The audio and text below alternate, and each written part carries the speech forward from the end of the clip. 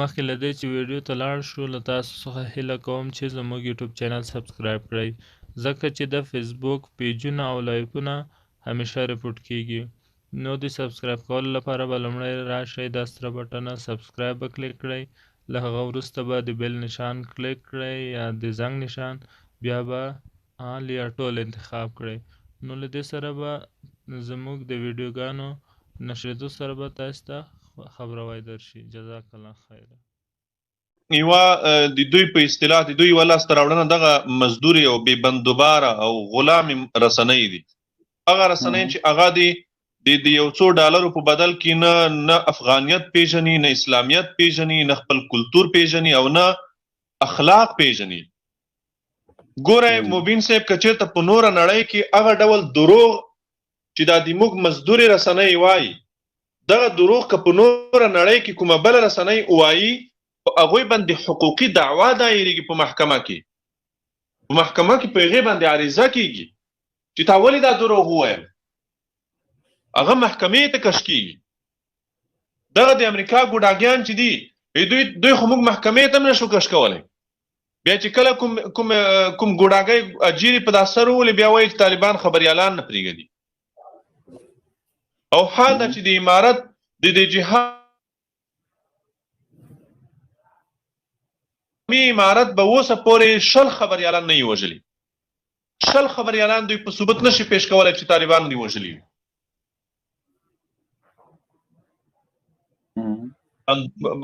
د اسلامي امارت حوصله دی دوی دپاره او تاسې وګورئ څومره دروغ څومره پروپاګند چې دوی په مجاهدینو پسې کوي که د دې په مقدار نیمایي په رښتیا دوی د کابل ادارې په دې مشرانو پسې ووایي په خوله کې به یې ګوتې ورکړي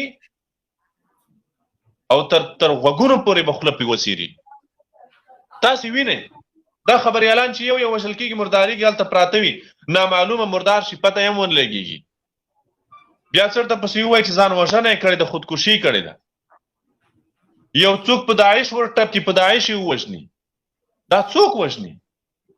دا دوی وژني په خپله 20 کاله دوی ته خدمت کړی ده اوس یو راپور پسې راڅرګند کړي چې په فلاني ځای کې دا خیانت کړی ده د کرونا دومره پیسې دی ووالي ملي دسترخوان دی دومره غلا کړو چور دی کړو کریډټ کارت نه دی دومره ویوړی فلانۍ غلا دی وکړه چې یوه غلا پسې راڅرګنده کړي سبا بیا بس نو سبا بیا کار ور خراب کړی وي شی د سیاوشي وګوره یا ما سیاوشي وګوره دا بلې وګوره دا بلې په دې لنډو وختونو کې دا څومره خبریالان دوی ووژل او څه شو دوسیې چېرته ورسېدلې دوسیې چېرته شو دا پرون فردین امیني ده که څه شی د دای وژلی ده دوی وایي چې خودکشي کړې ده کورنۍ وایي چې خودکشي نه ده کړې پولیسو وړی دی ځان سره ویډیو کې ښکاري چې په دې آخري صحنه کې هم پولیس په لغته وهي دا ډېر د مظلومیت په حالت کې د سترګو سپینې ښکاري چې دغلته د روح ورکه د پولیس ته ګوري یما سیاوش وګورئ یما سیاوش د اشغالګرو د ژیړ او اشغالګر د ګوډاګي ژورنالیزم تر ټولو لوی خدمتګار و په تېرو شلو کلونو کې لوی خدمت کفارو او د کفارو ملګرو ته دوی کړی ده خو نتیجه یې وګورئ یما سیاوش یو په یوازیني په یوه راپور یې د منځه ویوړو په یوه راپور پارلمان وکیل هم تېر شوی پارلمان وکیل ګورئ په یوه راپور یې د منځه یوړو دا ولې زه وایم چې که چېرته دغه رسنۍ دغه مزدوري رسنۍ څومره پروپاګند او دروغ چې دوی په موږ پسې وایي که د دې په نیمایي رښتیا دوی په د کابل اداره پسې ووایي سرونه به ترې پرېږدي موږ دوی ته وایو چې د موږ د حوصله د موږ بندوباري د موږ د زغم د موږ د تحمل نه تاسې غلطه استفاده کوئ زه تاسو ته د پژواک راپور رااخلم د پژواک راپور پژواک په خپل راپور کې ګورئ د راپور سرلیک داسې ده د کندهار په ارغنداب ولسوالۍ کې د تېرې شپې موټر بم چاودنې د دغه ولسوالۍ مهم پل ویجاړ کړی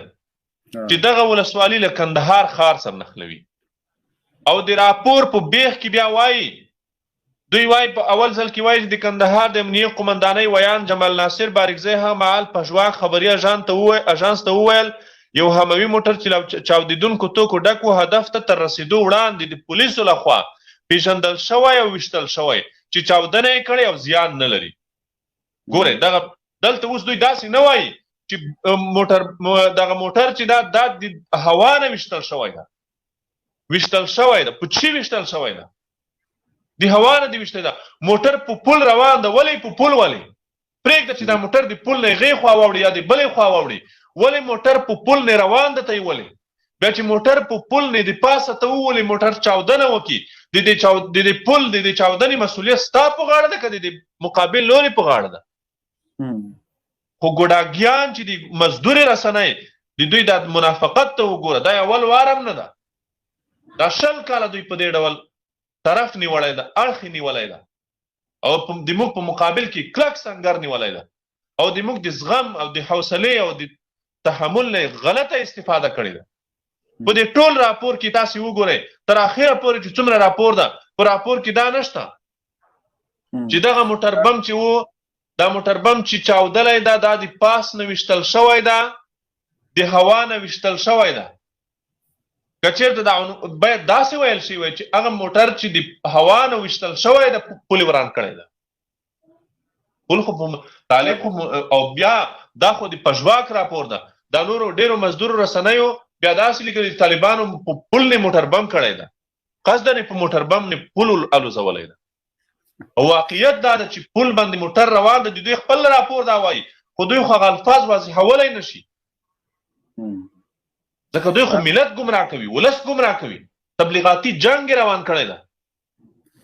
قاری صاحب یو شي ته بله د تاسو توجه غواړو نن د امریکایانو جاسوس محب د ملي امنیت سرپرست ده او که چی شی هر بلات ده دا او ځینې ویندویانو د ارګ او د دفاع او داخلي وزارت یوه غوښتنه له طالبانو کړې چې د قطر دفتر وتړي او بین الافغاني مذاکراتو دپاره په کابل کې دفتر جوړ کړي تر څو د خارجي استخباراتو له لاسوهنې نه محفوظ پاتې شي او د افغانستان له حالاتو زر دوی خبرېږي نو د سولې مذاکراتو په افغانستان کې دوی خپلواک دي چې نورو ته خپلواکه دفتر جوړوي بیا طالبانو خواکه چې خارجي کې دوی دفتر غواړي دوی وایي چې موږ دفتر ورکوو دوی خپل مبین صاحب په دغه ټامي د خبرو په خبرګون کې ما په ټویټر کې صرف د یو عکس نه دغه د غسره چې ایستلی ده د ټرمپ چې تیري 5 کیلومترۍ کې هغه عکس مې لګولی ده او لیکلي مې دي ورسره چې په خبرګون نه ارځي په ځواب نه ارځي دا ټامیان په ځواب نه ارځي د دوی یوه خبره په ځواب ارځي موږ به د دوی ته د یوې خبرې ځواب ورکوو هغه کومه خبره ده پوهېږې مبین صاحب هغه خبره دا ده موږ به د دې خبرې ځواب دوی ته ورکوو چې دوی لاسونه پورته کړي او غږ وکوي چې د ملت محکمې ته موږ حاضر یو راشئ محکمه مو کوي دغې خبرې ځواب به بیا موږ ورکوو د دې نه پرته د دوی هېڅ خبره په ځواب نه ارځي د دوی هیڅ خبره په ځواب نه ارزي او نه دوی ته ځواب ورکول پکار دي دا د نړۍ په مخ تر ټولو پست مخلوق ده تر ټولو ذلیل مخلوق ده دا دوه تابعیته او دوه پاسپورته چې دي دوی تیار ټیکټونه وکړي کړي دي دوی د دې هیواد نه دي د دې خاورې نه دي یوازې د یو سوټکیس او د بیگ سره راغلی ده نه بستره لري نه کور لري نه اور لري نه زندگی لري نه ښځه لري نه اولاد لري دلته یو شی نه لري او روان دي یو څو ورځو میلمه ده د دوی خبرې په غبرګون نه ارزي نه دوی ته موږ ځواب ورکوو ډېره زیاته مننه قاري صاحب محترم دلته یو ورور د په نامه یا وطن یا بړستن یا کپن مهرباني وکړه لکه څه سوال لري د موضوع مطابق السلام علیکم ورحمت الله وبرکاته وعلیکم السلام مایک د خولې نه لږ لرې که څرنګه سلام او صحیح شو مهرباني زه سعید تاسو خو موضوع په دې باندې ده چې د امرالله صالح د دواعي شو ملیشي په عامو خلکو په ناوړه مثلا د ملکي بریدونو او ملکي خلکو باندې بریدونه کوي نو زه دا درته وایم چې نو تاسو څه ورسره کوئ دا دوی کوي که نه کوي د دوی خپل امتیاز ده نه تاسو څه کوئ تاسو اوس په دغه کې څه کار ده په دغه کې مو څه کار ده ونه خلک چې بیا ټرا وهلې ده په سر نه یې وروره والي مې دي نو د خپل امیران دي نو د غیبت خو مه کوئ تاسو خپله نارې وایي چې غیبت ګناه لري بیا دلته خلک ورته غیبت کوي یو نفر ته نه کوي 0 نفر ته کوي اوس غیبات هم نه پیژنې جنګ نه غواړم مهرباني وکړه پښتنې ته د رازا بیچاره نشه ده دا یا چار سورته نه دي رسېدلې خمار ده او یا یې ټره وهلې بیخي په مستۍ کې ده جنګ نه غواړم مهرباني وکړه جنګ نه غواړم هغه خو شاهین صاحب دا بل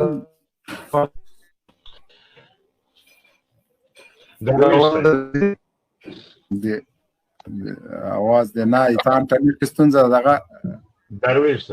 درویش مهرباني وکړه درویش صاحب دا جنګ نه غواړم دا به قطع کو بیا به راواخلې د مهرباني وکړه درویش اورر درویش اورر السلام علیکم وعلیکم مهرباني وکړه څنګه جوړه تکړه مهرباني وکړه سوال دی د موضوع مطابق ملګرو لایو خبرونه شیر کړئ ترڅو د مونږ پیج نه وای دا نن مو جوړ کړ الله تاسو سره خو کې نورم زیات څومره کولای شي لایو خبرونه شیر کړئ مهرباني وکړه سوال ته دراج درویش اورو یا درویش ورور خو आवाज نه اوري لانجمان غلجای وروره مهرباني وکړه لانجمان غلجای السلام علیکم وعلیکم السلام مهرباني وکړه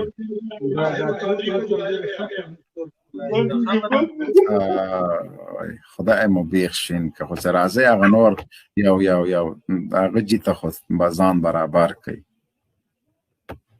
دغه افغان رور مهرباني وکړه السلام علیکم اور افغان اورور افغانستان اورور مهرباني وکړه مایکم خلاص یا افغانستان مایک د خلاص کا افغان جنگ نه غواړم مهرباني وکړه درنده شورور سے چام السلام علیکم ورحمت الله وعلیکم السلام مهرباني وکړه جناب قاری صاحب او ستر جنرال مبین خان ته سره ډیر سلامونه خدای پاک دې وکړي چې روغ او جوړ یاست الله مقدر وعلیکم السلام له قاری صاحب محترم چې خمه دا پښتنه ده بلکې د ما نظر دا ده چې دغه امر الله صالح چې کوم پروګرامونه روان کړي دي دا ټول پروګرامونه باندې ټول د افغانستان ولس پیږي او دغه ناکام پروګرامونه دي په دې کې به ان شاء الله د خدای کول ناکام یا او هم ناکام ده نو د دې مخنیوي په یو څه ترتیب باندې ضروري ده او اصلي سوال دغه د چې د دې مخنیوي باید په څه ترتیب باندې وشي چې دا او د رسواسي او ټول ولس یې وپېژني چې دا ټول پروګرامونه د دي نو دا د مخنیوي په څه ترتیب باندې کېدلای شي صحیح قاری صاحب مهرباني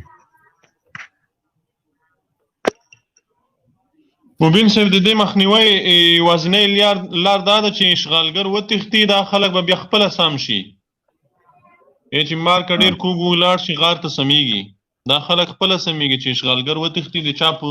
د چا دپاره چې دوی دا ډېرې منډې وهي د چا دپاره چې دوی دا ولس قتلوي د چا دپاره چې د چا د امنیت په لومړۍ کرښه کې چې دوی دي او د چا دپاره چې دوی ډېرې هلې ځلې وکړي چې دلته پاتې شي او عجبه بله درته ووایم بله ورځې راپور به تاسې اورېدلی وي امریکایي رسنیو راپور ورکړی ده چې د کابل ادارې د افغانستان د بیت المال نه ګورې دا ډېره د درد خبره ده د افغانستان د بیت المال نه د جو بایډن د انتخاباتي کمپاین سره میلیونونه ډالر مرسته شوې ده د دې خوار غریب ملت له بیت المال څخه د جو بایډن د کمپاین سره میلیونونه ډالر مرسته شوې ده دا ټامیان چې دي دا ټامیان باید د مچي په تار ذبح شي دا بیخي د عفو د بخلو خلک نه دي دوی سره باید تر ټولو سخت عمل وشي تر ټولو سخت کردار ورسره وشي او اوس نوې خبره دا ده دوی په کانګرس کې امریکایان خو چې دا خو د مادیاتو زامن دي د مادیاتو بندگان دي دوی خو دوی خو نه عقیده لري نه سرې کرښې لري نه کوم ارزښتونه لري دوی یوازې مادیات پیژني. اوس د کانګرس کې ډیرو غړو ته د کابل ادارې میلیونونه ډالر رشوت ورکړی ده او په کابل کې د کابل ادارې مشر د افغانستان د بیت المال نه امریکایي رسنیو ته میلیونونه ډالر رشوت ورکوي په دې خاطر چې الته په امریکا کې د امریکایي پوځیانو د راوتلو په خلاف غږ پورته کړي. سیاستوالو ته پیسې ورکوي، د کانګرس غړو ته پیسې ډالر ورکوي، میلیونونه ډالر. هلته خو هغه رشوت خو بیا د 1 لک او 2 لک